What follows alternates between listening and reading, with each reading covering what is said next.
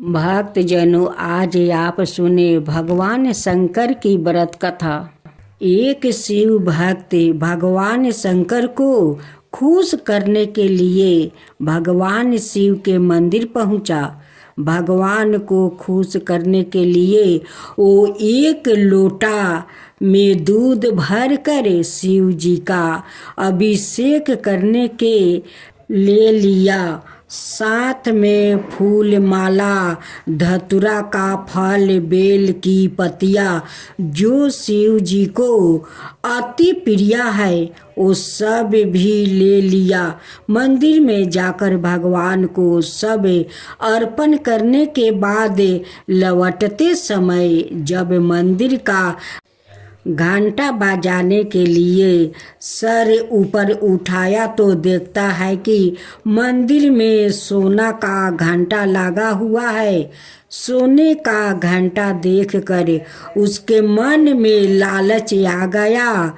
वो सोचने लगा कि यह सोना का घंटा अगर मुझे मिल जाता तो मैं कितना धनवान बन जाऊंगा, मेरे पास बहुत पैसे आ जाएगा। यह सोचकर उसने सोने की घंटा चुराने की योजना बनाई। अभी तो दिन का समय था, चोरी करने के लिए उपयोगित समय नहीं था। इसलिए वो रात के अंधेरे में मंदिर का घंटा चुराने के नियत से आया। मंदिर की लाइट जल रही थी, दरवाजे में ताला नहीं मारा गया था। ऐसा लग रहा था जैसे कोई उसके आने की बाट देख रहा है। उस भक्त ने जो चोरी की नियत से मंदिर में प्रवेश किया था, अंदर आकर मंदिर का दरवाजा बंद कर लिया। सामने भगवान शिव की मुस्कुराती हुई प्रतिमा थी। एक क्षण को भक्त रूपी चोर की नजरों भगवान से मिली और दूसरे ही क्षण उस भक्त रूपी चोर ने निगाह फेर लिया। आखिर अब वो चोर बन चुका था। उसके निगाहों की लाज और सील समाप्त हो चुकी थी। मंदिर का घंटा ऊंचाई पर था। उस घंटे को ऊपर से उतारने के लिए उस चोर को कोई ऊंची चीज चाहिए जिस पर वो चढ़कर घंटा को उतार सके। उसने मंदिर के अंदर इधर उधर नजरों दौड़ाई कि कोई ऊंची चीज मिल जाए जिस पर वो चढ़कर इस घंटे को उतार सके, लेकिन कोई ऊंची चीज नजर नहीं आई। चोर परेशान था। सामने भगवान बैठे बंद बंद मुस्कुरा रहे थे। भगवान से अपने भक्तों की मनोदशा कहाँ छुपी रहती है, युक्ति भी तो भगवान ही समझते हैं ना। उसे भक्त रूपी चोर के मन में भी तुरंत एक उपाय आ ही गया। जिस शिव प्रतिमा की वो रोज पूजा करता था, जो शिव प्रतिमा उसके लिए साक्षात भगवान थे, जिनके चरणों में उसका सारा संसार था, वो भगवान की मूर्ति आज उसके चोरी में काम आने वाली थी। आज वो शिव जी की प्रतिमा उस चीज की कमी को पूरी करने वाली थी जिस पर चढ़कर वो मंदिर के घंटे तक पहुंच सकता था, और उसने यही किया। वो शिव जी के कंधे पर चढ़ गया। कंधे पर चढ़ने के लिए उसे बहुत मेहनत करनी पड़ी। शिव जी के कंधे पर चढ़कर वो मंदिर का घंटा उतारने का प्रयास करने लगा, लेकिन यह है क्या, घंटा तो अभी भी ऊंचा है। वो चोर बहुत मायूस हो गया, उसके नेत्रों में जल भर आया और जल का प्रभाव तेज होती ही भगवान भोलेनाथ के सर पर टपकने लगा। भगवान भोलेनाथ सदा अपने भक्तों की सूद लेने वाले, जल की धारा से प्रसन्न होने वाले आज कैसे नहीं प्रसन्न होते। आज तो उनका एक भक्त अपना आंसू रूपी जल उन पर बरसा रहा था और तुरंत ही अपने भक्त के समक्ष प्रकट हो गया। वो चोर अपने भगवान को अपने सामने देखकर भाव भोर हो गया। भगवान तो अपने भक्त की मदद करने आए थे।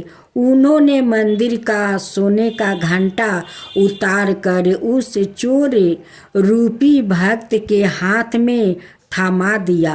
यह लो बस, इसके लिए ही तुम इतना परेशान थे, हम तो तुम्हारी मदद करने आ गए। भक्त बसते भगवान से अपने भक्ति की पीड़ा नहीं देखी गई। भगवान का दर्शन पाकर अब उस चोर की अंत धर्मात्मा भी उसे धिक्कारने लगा। वो भगवान के चरणों में गिर पड़ा, अपने आंसुओं से भगवान के चरणों को पखारने लगा। भगवान ने प्रेम से उसके सर पर हाथ फेरा और अंतर ध्यान हो गए। अब वो चोर फिर से शिव भक्त बन गया था, एक सच्चा शिव भक्त था।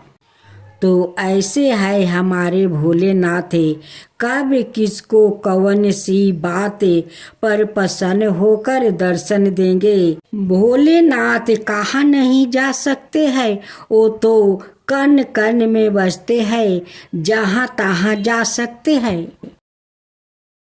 राधे राधे भक्तजनों, आज आप सुनेंगे भोलेनाथ और एक संत की कहानी। एक साहूकार के घर के बाहर एक संत महाराज खड़े होकर प्रार्थना कर रहा था और बदले में खाने को एक रोटी मांग रहा था। साहूकारनी काफ़ी देर से उसको कह रही है कि आ रही हूँ, रोटी हाथ में थी, पर फिर भी कह रही थी रोको आ रही हूँ।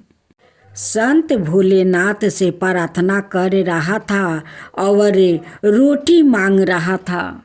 साहूकार यह सब देख रहा था पर समझ नहीं पा रहा था। आखिर साहूकारनी से बोला, रोटी हाथ में लेकर खड़ी हो, वो बाहर मांग रहा है, उन्हें कह रही हो आ रही हूँ, तो उन्हें रोटी क्यों नहीं दे रही हो। साहूकारनी बोली, हाँ रोटी दूंगी, पर क्या है ना कि मुझे उनकी प्रार्थना बहुत अच्छी लग रही है। अगर उनको रोटी दे दूंगी तो वो आगे चला जाएगा, मुझे उसकी प्रार्थना और सुननी है।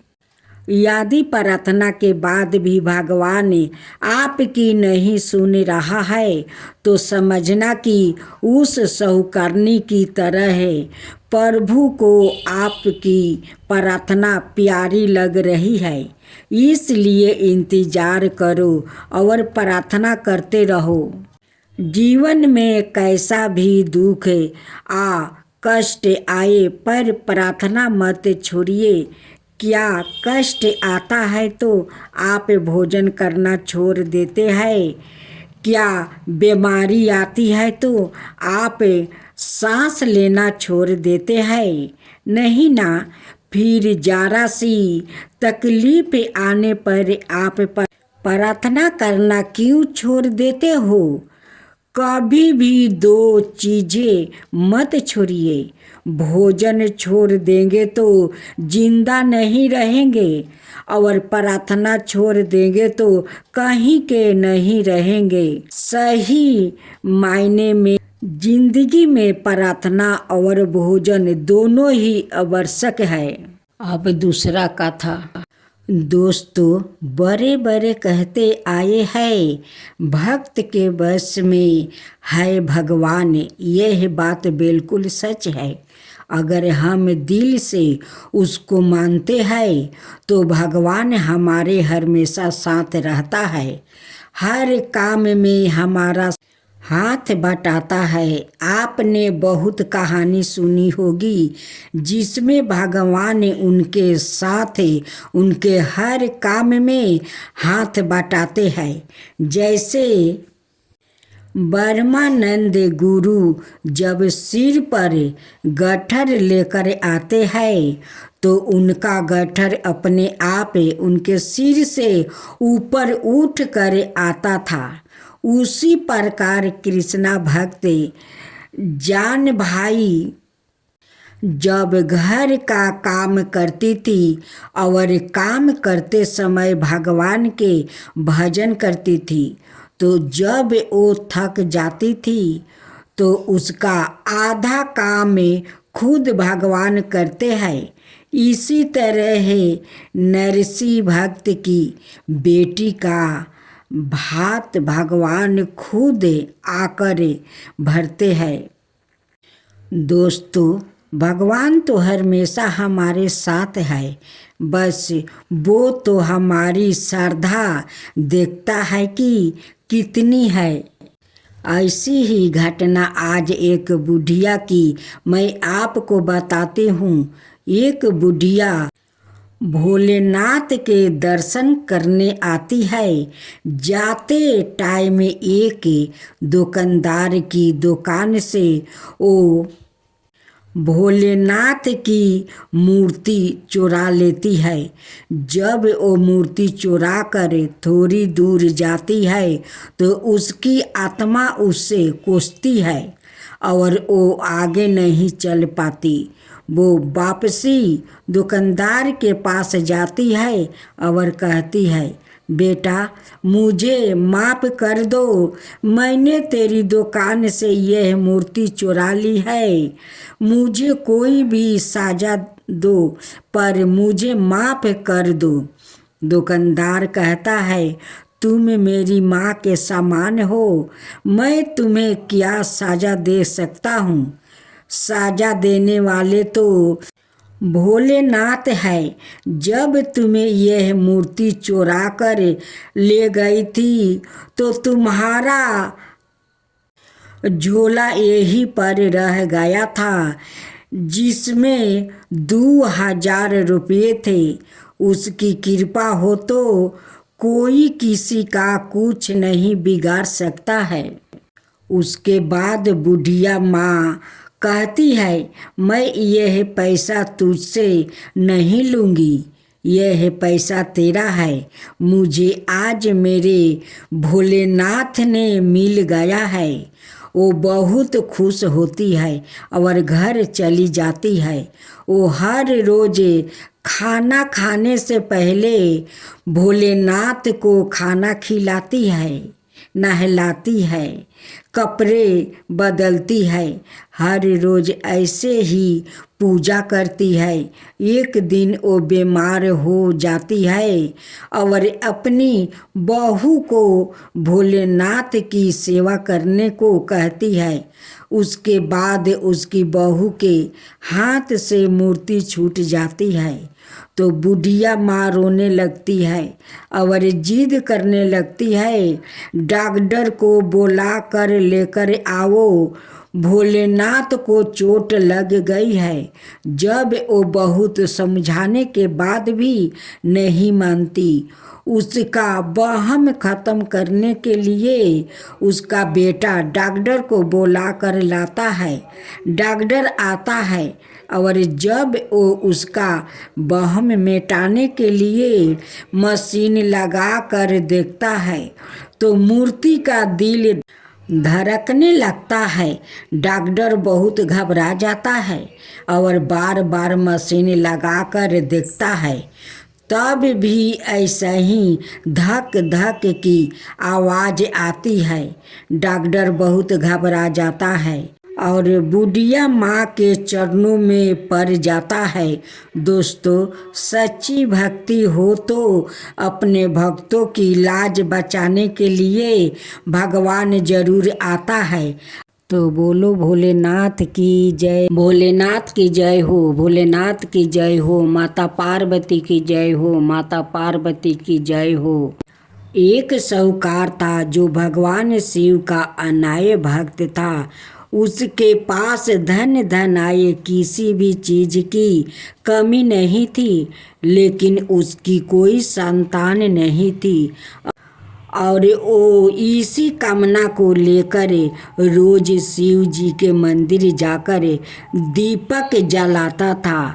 उसके इस भक्ति भाव को देखकर एक दिन माता पार्वती ने शिव जी से कहा कि प्रभु, यह साहूकार आपका अनय भक्त है, इसको किसी बात का कष्ट है तो आपको उसे अवश्य दूर करना चाहिए। शिव जी बोले कि हे पार्वती, इस साहूकार के पास पुत्र नहीं है, यह इसी से दुखी रहता है। माता पार्वती कहती है कि हे ईश्वर, कृपा करके इसे पुत्र का वरदान दे दीजिए। तब भोलेनाथ ने कहा कि हे पार्वती, साहूकार के भाग्य में पुत्र का योग नहीं है। ऐसे में अगर इसे पुत्र प्राप्ति का वरदान मिल भी गया तो वो केवल 12 बरस की आयु तक ही जीवित रहेगा। यह सुनने के बाद भी माता पार्वती ने कहा कि हे प्रभु, आपको इस साहूकार को पुत्र का वरदान देना ही होगा। अनाथ भक्त क्यों आपकी सेवा पूजा करेंगे।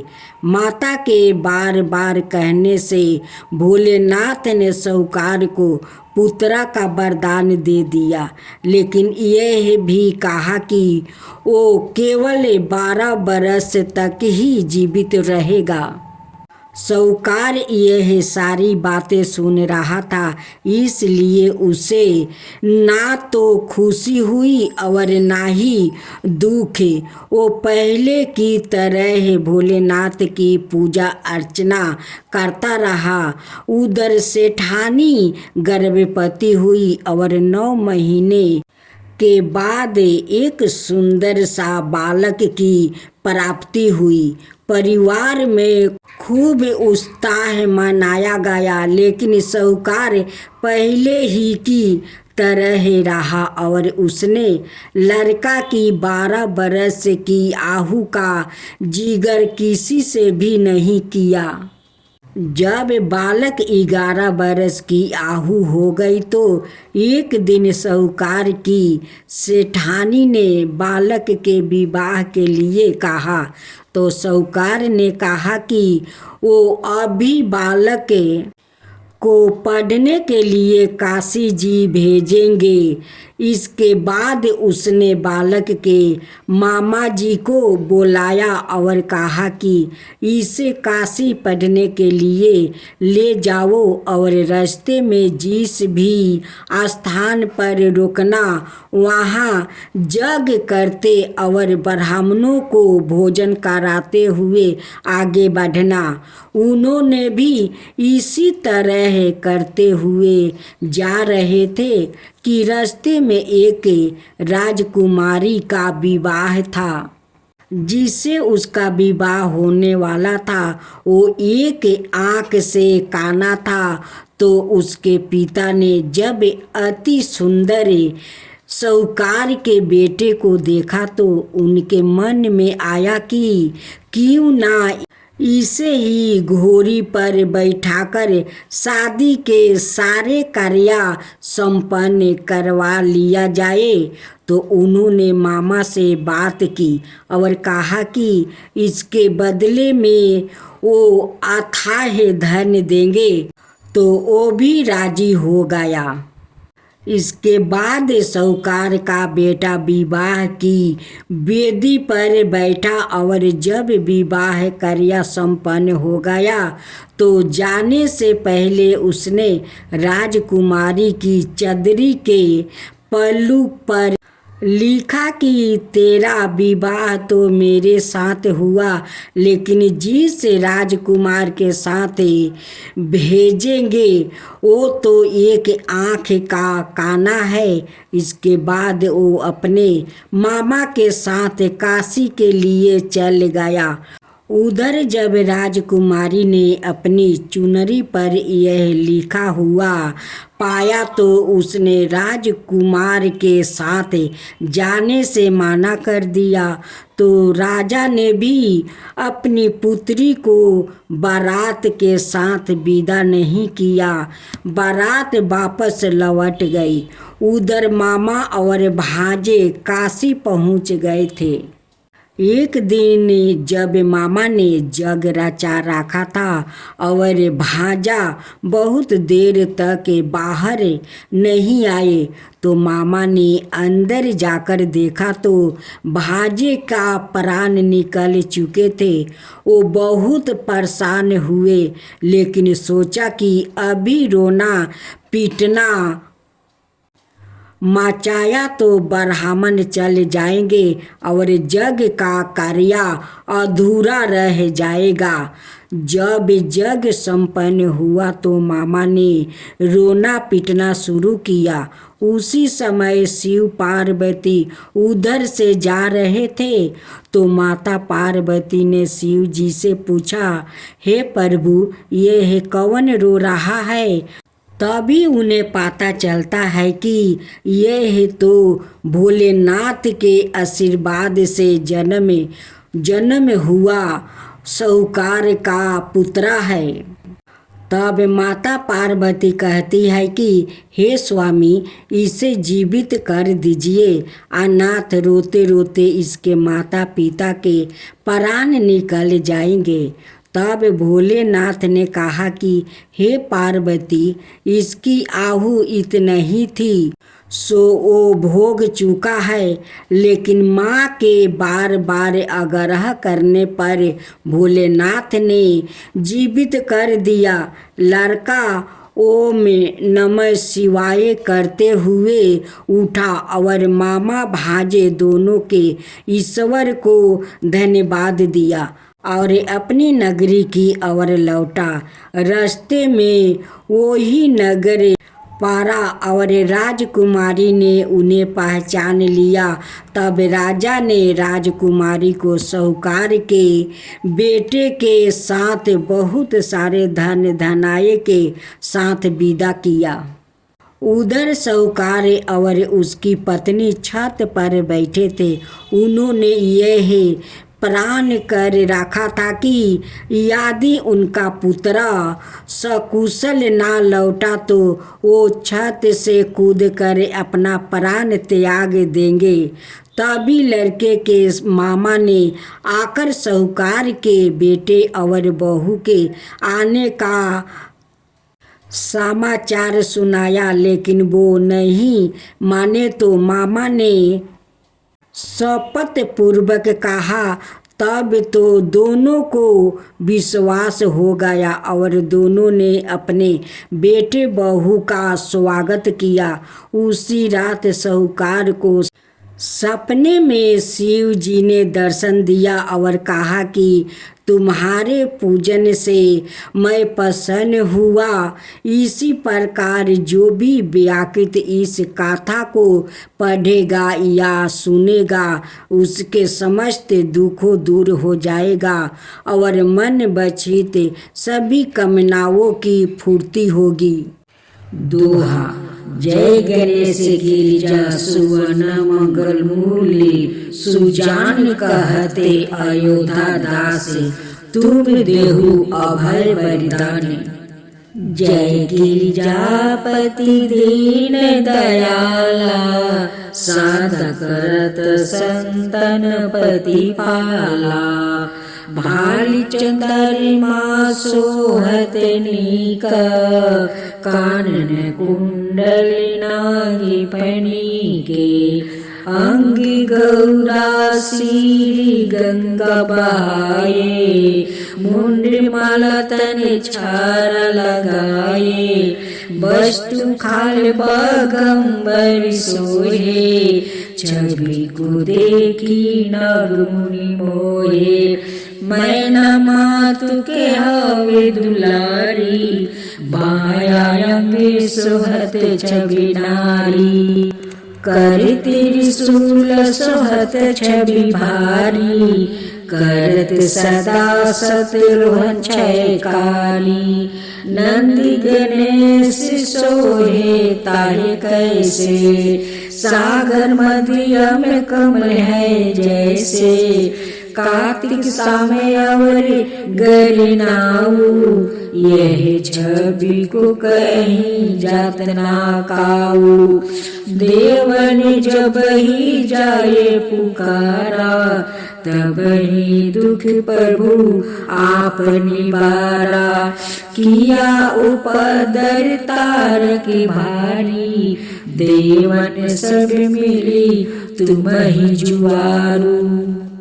तुरते संडने आप पेठाऊ, लाओ निवेश महे मारी गिराऊ। आप जलंधर असुर संहारा, सुइए से तुम्हारा विदित संसारा। त्रिपुरासुर सने युद्धि मचाया, सब ही कृपा कर नील बचाई। किया तपहि भगीरथी बारी, पूरब प्रतिगा सात पुरारी। दीनन मह तुम्हें समय काऊ नाही, सेवक स्तुति करते सदाही। वेद नाम महिमा तव गाई, आकदे अनादि भेद नहीं पाई। परकटी उधी मंथन में ज्वाला, जरते सुरासुर भय बिहाला। कि नहीं दाया ताहे करी सहाई, नीलकंठ नाम कहाई। पूजन रामचंद्र जब की नहीं, जीत के लंका विभीषण दिनहा। साहस कमल में हो रहे धारी, कि नहीं परीक्षा तब ही पुरारी। एक कमल पर बुरा कहूँ जोई, कमल नयन पूजन चाहे सोई। कठिन भक्ति देखी प्रभु शंकर, भय पसंद दियो इच्छित बर। जय जय अनंत अविनाशी, करत कृपा सबके घटवासी। दुष्ट सकल नित्य मोहि सतावे, मरमत रहो मोहि चन न आवे। तराही नाथ पुकारे, यही अवसर मोहि आन उबारो। लो त्रिशूल शत्रुघ्न को मारो, संकट से मोहि आन उबारो। माता पिता भरता सब कोई, संकट में पूछता नहीं कोई। स्वामी एक है आस तुम्हारी, आया हरऊ मम संकट बारी। धन निर्धन को देते सदाई, जो कोई जाचे सो फल पाही। स्तुति के ही विधि करो तुम्हारी, क्षमहु नाथ अब चूके हमारी, शंकर हो संकट के नाशनी, मंगल कारण विघ्न विनाशनी, योगी अति मुनि ध्यान लगावे, शारद नारद शीश नवावे, नमो नमो जय नमो शिवाय, नमो नमो जय नमो शिवाय। सूर्य ब्रह्मादि की पार न पाए, जो यह पाठ कर मन लाई, तापर होते हैं प्रभु सहाई। तीनिया जो कोई हो अधिकारी, पाठ करे सो पवन हारी, पुत्रहीन करे इच्छा जोही, निर्जय शिवा प्रसाद ते ही होई। पंडित त्रयोदशी को लावे, ध्यान पूर्वक होम करावे, त्रयोदशी व्रत करे हमेशा, ताके तन नहीं रहे कलेसा, धूप दीपे नववेद चढ़ावे, शंकर सम्मुखी पाठ सुनावे, जन्म जन्म के पाप नसावे, अंति धाम शिवपुर में पावे, कहो अयोध्या दासी आसी तुम्हारी, जान सकल दुख हरहु हमारी। दोहा नीति नेम कर प्रातः ही पाठ करो चालीसा, तुम मेरी मनोकामना पूर्ण करो जगदीश। मगसर छठी हेमंत ऋतु सवत 64, जाने स्तुति चालीसा, शिवही पूर्ण किने कल्याण। ओम जय शिव ओमकारा, जय शिव ओमकारा, ब्रह्मा विष्णु सदा शिव अर्धंगिनी धारा। ओम जय शिव ओमकारा, एकानन चतुरानन पंचनेताजे, हंसनन गरुडासने वृषवाहन साजे। ओम जय शिव ओमकारा, दो भुज चार चतुर्भुज दश भुज अति सोहे, त्रिगुण रूप निरखता त्रिभुवन जनि मोहे। अचमाला वनमाला रुद्रिमाला धारी, ओम जय शिव ओमकारा, श्वेतंबर पीतांबर बगंबर अंगे, सनकादिक गरुणादिक भूतादिक संघे। ओम जय शिव ओमकारा, करके मध्यम कमंडलु चक्र त्रिशूली धरता, जग करता जग भरता, जग संग हर करता। ओम जय शिव ओमकारा, ब्रह्मा विष्णु सदा शिव जानत विवेका, प्राण बछड़ मदिया यह तीनों एका। ओम जय शिव ओमकारा, काशी में विश्वनाथ विराजते नंद ब्रह्मचारी, नित उठ भोग लगावते महिमायति भारी। ओम जय शिव ओमकारा, त्रिगुण शिव जी के आरती जो कोई नर गावे, शिव जो कोई नर गावे, त्रिगुण शिव जी की आरती जो कोई नर गावे। कहत शिवानंद स्वामी मन बचित फल पावे। ओम जय शिव ओमकारा।